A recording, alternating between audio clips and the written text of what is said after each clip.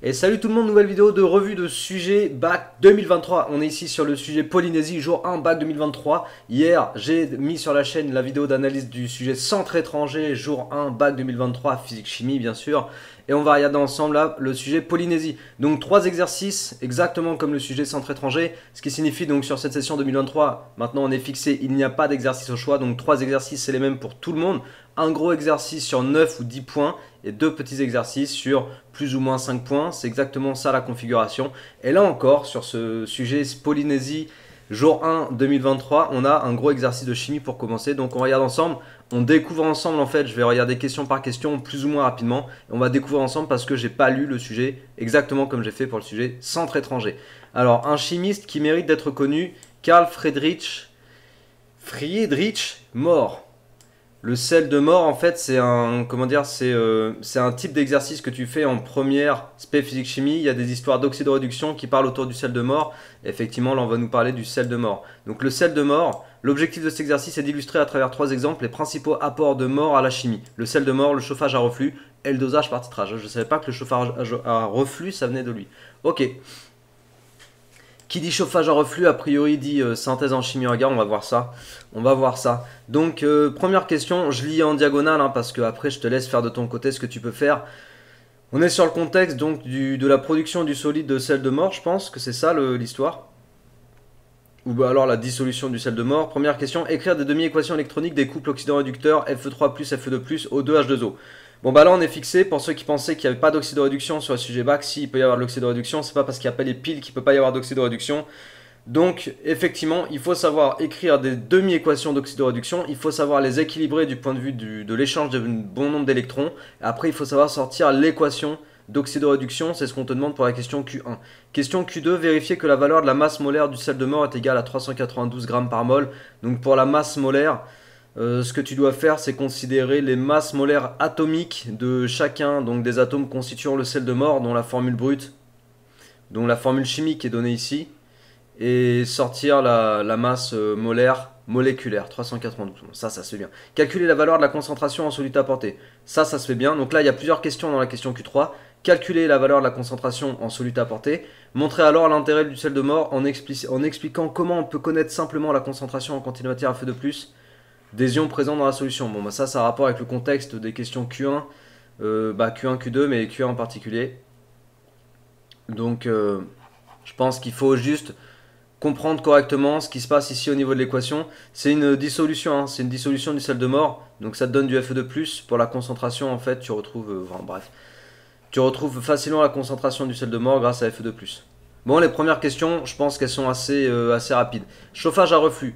Mohr a mis au point le dispositif dit du chauffage à reflux. Donc ouais, ça vient de lui. Représenté figure 1 qui a révolutionné la chimie de synthèse. Nommer sur la copie les éléments du montage de figure 1 numéroté de 1 à 4. Donc il faut quand même connaître un petit peu les éléments, support, chauffe-ballon, ballon, et là c'est colonne de Vigreux. Ou colonne à boule. Nommé sur la copie, c'est fait. On s'intéresse à la synthèse d'un ester à l'odeur de rhum. Donc on a bien une synthèse en chimie organique. Le méthanoate d'éthyle. Donc on a ici la production de l'ester. C'est une estérification. Ça pareil, c'est des sujets de synthèse qui sont très classiques. Tu as plein de synthèses en chimie organique qui sont des estérifications. Donc là, tu as un acide carboxylique plus un alcool donne un ester plus de l'eau. C'est classique. On a les données sur les différentes espèces, acide, éthanol, l'ester. On a température d'ébullition. Et on a des pictogrammes de sécurité. On te demande de nommer les groupes caractéristiques présents dans ces 3 molécules, donc ça c'est de la nomenclature. De représenter la formule topologique du méthanoate d'éthyle, c'est de la nomenclature aussi. Si tu t'es entraîné sur la nomenclature, il n'y a aucun problème là-dessus, parce que méthanoate d'éthyle c'est assez rapide. On te demande la formule topologique, donc avec des traits, hein, on est d'accord. Citer 2 avantages d'un chauffage à reflux et indiquer une précaution à respecter pour réaliser cette synthèse. Donc précaution à respecter, ça a rapport avec les pictogrammes, et les avantages du chauffage à reflux, c'est d'éviter les pertes par évaporation et de permettre un chauffage, c'est-à-dire d'augmenter la température, donc améliorer la cinétique de la réaction. Indiquer le rôle joué par l'acide sulfurique qui n'apparaît pas dans l'équation catalyseur. À l'aide des données, c'est facile hein, tout ça, c'est vraiment une question. Celui qui s'est bien entraîné sur les exos de synthèse, la nomenclature et tout, là ça s'enchaîne super rapidement. À l'aide des données, calculer les valeurs des quantités de matière en acide méthanoïque et en alcool. Justifier que l'éthanol est le réactif limitant. Donc ici, il suffit de savoir calculer tes quantités de matière, soit à partir des volumes, soit à partir des masses, sachant qu'on te donne des volumes. Pour l'acide et l'alcool, on donne des volumes. Donc la quantité de matière, c'est la masse sur la masse molaire. Et la masse, c'est ρ fois le volume. Donc tu as ρ fois volume qui donne la masse, ρ fois V sur grand M. Tu peux calculer la quantité de matière à partir de là. Sachant que les masses volumiques, elles sont données. Est-ce qu'on a les masses volumiques? On a les masses molaires. On a les masses molaires, on a les volumes.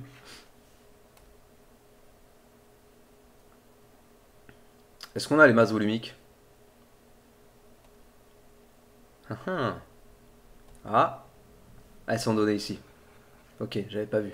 Les masses volumiques, elles sont données ici, donc on peut faire la question Q9 sans problème. Question Q10. Dans les conditions d'expérience, la valeur du rendement de synthèse est égale à 0,70. Calculez la masse d'ester M produite dans ces conditions. Donc le rendement, c'est la masse expérimentale sur la masse théorique.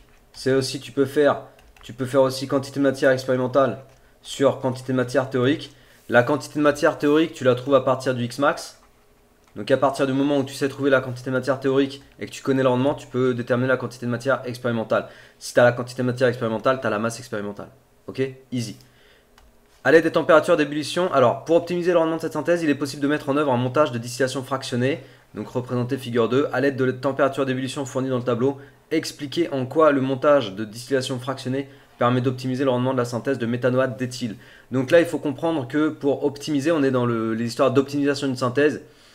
Il y a plusieurs techniques, et notamment l'une des techniques, c'est de retirer, d'évacuer au fur et à mesure de la réaction un des produits de la réaction. Ça peut être l'eau ou ça peut être l'ester. Il se trouve que l'ester, il va s'évaporer à 54,3 degrés C, donc il va s'évaporer avant l'eau. Ok, les deux produits de la réaction, c'est l'ester et c'est l'eau. Donc ça veut dire qu'au fur et à mesure, la température d'ébullition de l'ester, elle est inférieure non seulement à celle de l'eau, mais aussi à celle de l'éthanol et de l'acide méthanoïque. Ça veut dire que l'ester s'évapore bien avant l'eau, l'éthanol et l'acide méthanoïque. Donc à 54 degrés, si tu fixes ta température ici à 54,3 degrés, tu vas évaporer l'ester, le méthanoate d'éthyle. Et si tu arrives à le récupérer dans un Erlenmeyer avec un montage à distillation fractionnée, au fur et à mesure, tu vas retirer l'ester du milieu réactionnel. Donc tu enlèves un des produits, donc tu améliores le rendement parce que tu décales l'équilibre dans le sens direct. Voilà. Pour la question Q11, c'est ça qu'il faut expliquer. Le dosage par titrage. La burette graduée est l'inventeur de la technique de dosage par titrage aussi, d'accord. Ok, le gars, en fait, il était fort, lui. Je savais pas, moi, tout ça, hein, j'apprends avec toi, là. Qui met en jeu une transformation chimique afin de déterminer la quantité de matière d'une espèce chimique en solution. Il a conçu l'outil essentiel de cette technique, la burette graduée. Incroyable, ça, c'est vraiment un sujet qui nous apprend plein de choses. Alors après, on s'en sert pas tous les jours, c'est-à-dire que quand tu marches dans la rue et tout, et que juste tu fais un truc de la vie quotidienne, tu te dis pas, ouais, Friedrich Moore, il a inventé la burette graduée. Mais c'est quand même important de le savoir parce que c'est de la culture générale en fait, parce que ça sert à plein de choses. Même si moi perso ça me sert à rien, mais ça sert à plein de choses, donc je suis content de le savoir. Maintenant, je le sais. On dispose de deux solutions pour réaliser un dosage par titrage. Donc solution de chlorure de potassium, K+, L-, de concentration en quantité de matière en Cl- et de volume. Ok, donc en fait c'est la concentration de Cl- qu'on connaît pas. Et on a une solution de nitrate d'argent, d'accord, donc c'est un précipité de chlorure d'argent. Voilà, c'est ça. Ça pareil, contexte très classique. Parmi les solutions S1, S2, identifier solution titrée, solution titrante. Ça, c'est une question qu'on a retrouvée aussi dans Centre étranger, bac 2023, jour 1. Donc cette question-là, identifier le réactif titré titrant, c'est un truc à savoir faire de toute façon. Indiquer quelle solution doit être placée dans la burette, le réactif titrant. Le précipité rouge apparaît pour un volume V de E de solution S2 versé de valeur égale à 7,5 ml. Définir l'équivalence en dosage par titrage, puis en exposant votre raisonnement, calculer la valeur de la concentration en quantité de matière en ion chlorure, C1, il est possible aussi de déterminer la concentration en quantité de matière des ions chlorure par un dosage par titrage conductimétrique. Ah ok, ça c'est la suite. Donc pour la question Q13, en fait, faut juste expliquer, faut exploiter en fait la définition à l'équivalence et retrouver C1. Ça on sait faire. Et la suite, en fait, c'est un dosage par conductimétrie. Expliquer comment cette courbe permet d'obtenir le volume V de E de solution titrante versé à l'équivalence de dosage par titrage. En gros, il faut expliquer que le passage à l'équivalence, il a lieu au moment du changement de pente. Donc là, on ne te demande pas d'exploiter pour trouver derrière. Ah non, attends, à l'aide des données, justifier sans calcul l'allure de la courbe de la figure 4. Ok, donc en fait, c'est sur la question Q15 qu'on va exploiter la loi de Kolchrau pour expliquer les pentes et le fait que le passage à l'équivalence, c'est le moment où en fait, le passage à l'équivalence, c'est le moment où on a une rupture de pente. Mais pour la Q14, du coup, je pense qu'il faut expliquer que le volume V de E est déterminé à partir de la courbe du titrage. et qu'à l'intersection de la rupture de pente, enfin des deux pentes, on a le point d'abscisse V de E. Ouais, je pense que la Q14, il faut expliquer que le V de E, c'est l'abscisse de ce point, tout simplement. Je crois que c'est que ça qu'ils attendent. Et la Q15, ils demandent d'expliquer la pente de chacune des courbes avant équivalence, après équivalence, à partir de la loi de Kolchrot et de l'analyse des valeurs de lambda, la comparaison des lambda et surtout l'analyse de toutes les évolutions des ions présents en solution, y compris les ions spectateurs. Il y a ça dans plein d'exercices, c'est du classique. Bon, l'exercice de chimie, largement faisable, vraiment largement faisable, aucune surprise. Il n'y a aucune surprise. Je regarde l'heure. Ok. Exercice 2, Dorothy Crowfoot, femme de science. Qui c'est? Dorothy Crowfoot, 1910-1994. Ah, elle est pas morte il y a très, très longtemps en fait. Chimiste britannique et la troisième femme à recevoir le prix Nobel de chimie en 1964, blablabla. L'objectif de cet exercice est d'étudier la production des rayons X puis d'utiliser le phénomène d'interférence pour déterminer la distance entre deux molécules voisines dans un cristal. Ça me rappelle un exercice. Regarde si c'est pas un bac 2017 ou 2016. Il y avait un exercice avec les rayons X. Les rayons X, un truc d'investigation, un machin comme ça. Il y avait un exercice où on utilisait le phénomène d'interférence pour déterminer la distance entre deux molécules. Et je pense qu'on va retrouver un schéma assez proche. Ça, c'est exactement le type de schéma qu'on avait dans le sujet que je t'ai indiqué. Tu peux le retrouver sur la voie lycée. Donc c'est un contexte assez classique du coup. Quand on retrouve des trucs répétitifs comme ça dans les exobacs, c'est que c'est des thèmes en fait qui peuvent être réexploités pour faire différents exercices.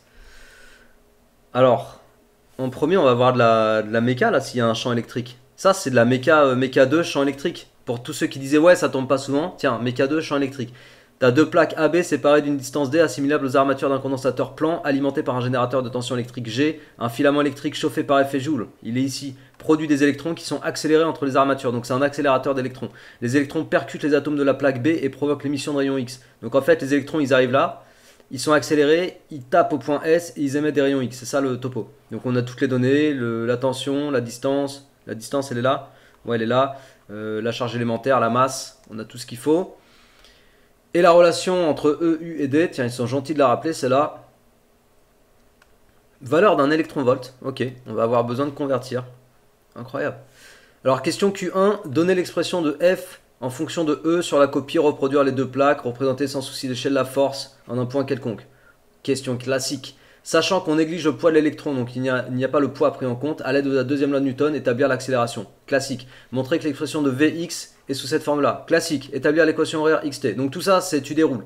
Et c'est comme dans tous les exercices de méca de champ électrique, tu déroules. Et montrer que la valeur de la vitesse au point S est égale à 8,38 10 puissance 7 mètres par seconde. Tu peux le faire de deux façons, soit avec un théorème de l'énergie cinétique, soit avec tout simplement en utilisant les équations horaires. Donc tous les élèves qui se sont entraînés sur les exercices sérieux de méca 2 champ électrique vont savoir faire Q1, Q2, Q3, Q4 sans aucun problème. Au point S, l'électron percute un des atomes de la plaque B dans le but de provoquer l'émission de rayons X. Pour que celle-ci ait lieu, l'électron doit avoir une énergie cinétique supérieure à EC min de valeur 6,90 10 puissance 4 électronvolts. D'accord, ok, c'est pour ça qu'il nous propose de convertir de joule à électronvolt. Ok. Calculer la valeur ECS de l'énergie cinétique de l'électron. Donc à partir de sa vitesse, tu peux calculer l'énergie cinétique en joules, 1,5 mv carré. Il faut connaître la formule de l'énergie cinétique. Tu vois là, il y a besoin d'avoir tes formules de première spécifique chimie. Et après, tu convertis en électronvolts grâce au rapport de conversion qui est donné ici. Choisir en argumentant votre choix parmi les deux valeurs de tension électrique suivantes, U1 5 kV, U2 70 kV, la tension électrique qui permettrait d'augmenter la valeur de l'énergie cinétique de l'électron. Ok, donc en fait, pour augmenter la vitesse, il faut augmenter E, pour augmenter E, il faut augmenter U. Je te le refais. Pour augmenter la vitesse, il faut augmenter E, puisque E il est au numérateur dans la vitesse, donc plus E est grand, plus Vx est grand, plus la composante Vx est grande, plus la vitesse est grande. À une date T donnée. Et pour augmenter E, il faut augmenter U. Ouais, c'est ça. Donc ça c'est facile, il suffit d'analyser les formules pour la question Q6. Détermination de la distance entre deux molécules. Dorothy Crowfoot utilise les rayons X pour comprendre comment s'ordonnent les molécules au sein de cristaux d'insuline. Les molécules qui constituent le cristal sont repérées par des disques noirs sur la figure 2. Ça c'est les molécules qui constituent le cristal. Effectivement, il y a des distances entre les molécules. La distance, c'est L. Ok. Les rayons X arrivent parallèles entre eux et sont réfléchis par les molécules. Les ondes réfléchies interfèrent entre elles. Ok. Donc là, on a rayon incident 1, rayon incident 2. Ils sont réfléchis chacun par une molécule et les rayons réfléchis interfèrent entre eux. Dac. La figure 2 représente une coupe de plan passant par les centres des molécules espacées d'une distance L. L'angle θ détermine l'incidence d'un faisceau parallèle de rayons X sur ces plans. Ok.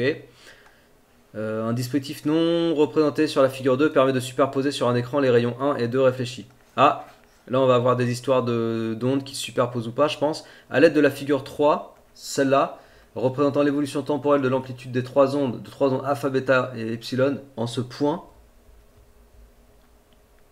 choisir deux ondes qui permettent d'obtenir des interférences constructives, puis deux ondes qui permettent d'obtenir des interférences destructives. L'échelle temporelle est la même sur les trois graphes. Ok.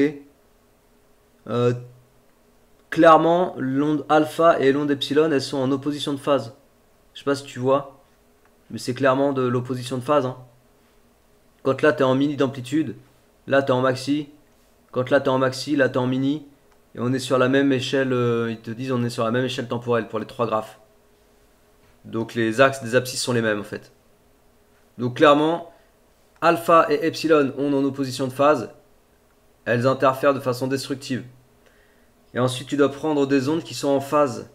Des ondes en phase, même si elles n'ont pas la même amplitude, tu dois prendre même alpha et bêta.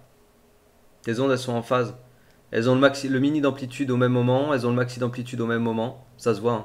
On est à 1 carreau et demi, 1 carreau et demi. Le mini d'amplitude, il a lieu là. Ouais. Donc alpha et bêta, ondes en phase, donc interférence constructive. Ok, après on a des données sur la différence de chemin optique, 2 fois L fois sin θ. Sur la différence de chemin optique, si K, si la différence delta égale K fois lambda, interférence constructive, on le sait déjà ça. L'angle d'incidence 10 degrés, ouais, ça me rappelle vraiment l'exercice que je t'ai cité tout à l'heure.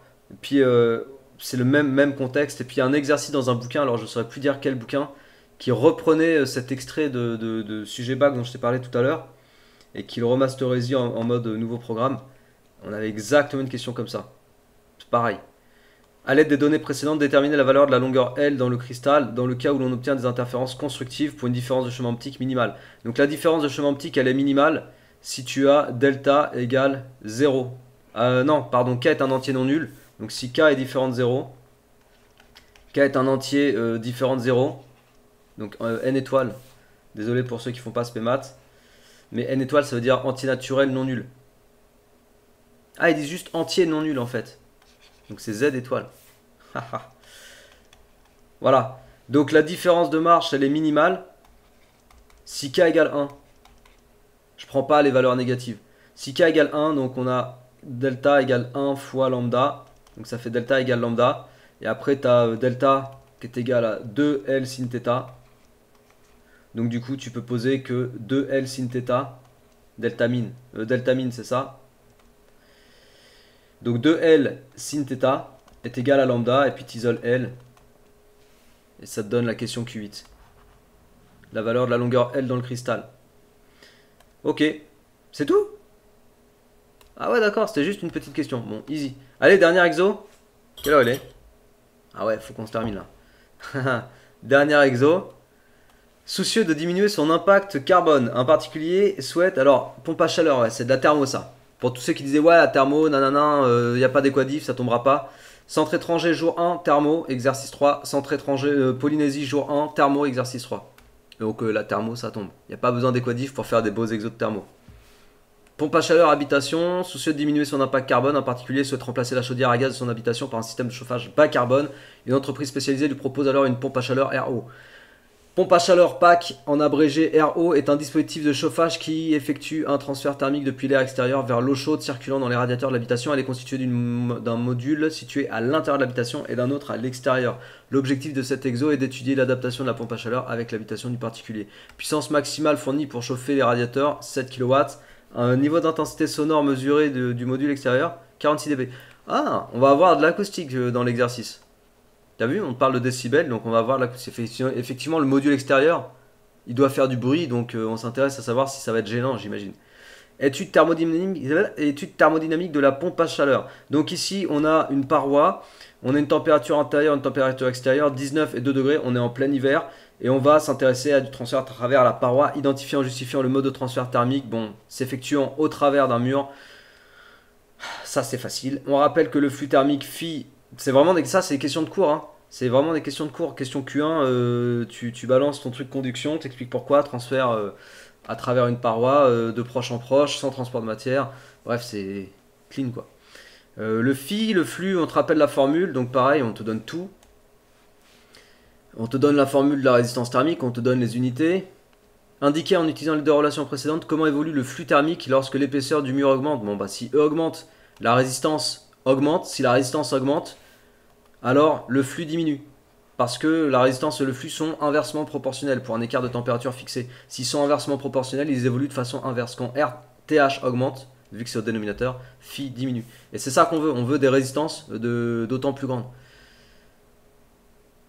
Donc quand E augmente, R augmente. Quand R augmente, phi diminue. A l'aide d'un système de régulation, la température de l'air intérieur de la maison est maintenue constante à 19 degrés. La température de l'eau chaude circulant dans les radiateurs est de 55 degrés Celsius. Indiquez et justifiez le sens du transfert. Donc du chaud vers le froid. Donc des radiateurs vers l'intérieur de la maison. On souhaite réaliser un bilan thermique du système air intérieur pendant une durée. Donc là, ils te définissent le système thermodynamique. Ok, ils te disent que c'est l'air intérieur. Pendant une durée d'une heure de cette journée d'hiver. Ça, c'est important, les histoires des durées. Parce que souvent, après, on te parle de puissance. Je pense que ça va être le cas. Je suppose. Donc, il faut avoir des durées. Par convention, les transferts thermiques sont comptés négativement lorsqu'ils sont cédés par le système et positivement lorsqu'ils sont reçus. On considère que s'effectue un transfert thermique entre l'air intérieur et les murs, noté Q mur, ainsi qu'un transfert thermique entre l'air intérieur et les autres parois, noté Q autre. Ok. Donc, en gros, là, on te dit, voilà, là, tu as ton air intérieur. Et puis, tu as Q mur. Et puis t'as Q autre. Ça me fait penser à l'exercice de la maison passive. Isolation d'une maison passive, c'est très très proche. On admet également que le système n'échange pas de travail avec l'extérieur, donc il n'y a que des échanges de chaleur, d'énergie sous forme de chaleur. La durée du bilan thermique est égale à 1 heure. Ok, 1 heure. Le transfert thermique, Q mur, on nous le donne, Q autre, on nous le donne, 1 mégajoule, on fait la conversion. En utilisant le premier principe, ok, donc il faut montrer en fait la relation entre les énergies grâce au premier principe, question classique. En utilisant bien le fait pour la Q4 que delta U égale 0, pourquoi delta U pour l'air intérieur égale 0? Parce que la température est maintenue constante. Ça, c'est le petit truc mi-subtil de ce type de question. Il faut bien avoir conscience que dans le premier principe, quand on l'applique pour un système à température constante, le delta U vaut 0. En déduire si la puissance de la pompe à chaleur est suffisante pour chauffer l'eau des radiateurs. Ok, donc en fait on calcule cette énergie, on regarde à quoi elle est égale, et ensuite avec cette énergie et avec la durée d'une heure, on va regarder la puissance thermique nécessaire et on va la comparer à la puissance max fournie pour chauffer l'eau des radiateurs, 7 kW. En déduire si la puissance et on pourra déduire. C'est tout, pour la partie thermo c'est tout, juste à la question Q6. Étude sonore de la PAC. Le module extérieur de la pompe à chaleur générant du bruit, le propriétaire souhaite s'assurer qu'il n'exposera pas son voisinage à des nuisances sonores. La propriété voisine la plus proche est située à 5 mètres de l'endroit où sera installé le module extérieur de la PAC. La législation impose de limiter l'émergence sonore nocturne à 3 dB. Ok. L'émergence sonore est définie par la différence entre le niveau sonore ambiant et le niveau sonore habituel, sans tenir compte de la PAC. D'accord, donc c'est ce que la PAC rajoute en plus en fait. C'est le niveau sonore rajouté en plus par la pompe à chaleur. Ok. Vérifier que la valeur de l'intensité sonore... Qu'est-ce qu'ils disent? On a la formule, nous rappelle la formule du niveau sonore. L'intensité sonore de référence, on connaît les unités, on connaît la condition du sujet lorsque deux sons d'intensité I1, I2 se superposent, l'intensité I totale et la somme, d'accord. Le niveau d'intensité L1 mesuré à 5 mètres, ah oui, 46 dB. D'accord, donc là on a le niveau d'intensité sonore mesuré à 5 mètres. Et ils disent que le niveau d'intensité sonore nocturne habituel L2, sans tenir compte de la PAC, c'est 44 dB. Mais ce 46 dB là, ah oui d'accord, c'est ça. D'accord en fait, 46 dB c'est à 5 mètres. Et normalement on a 44 décibels.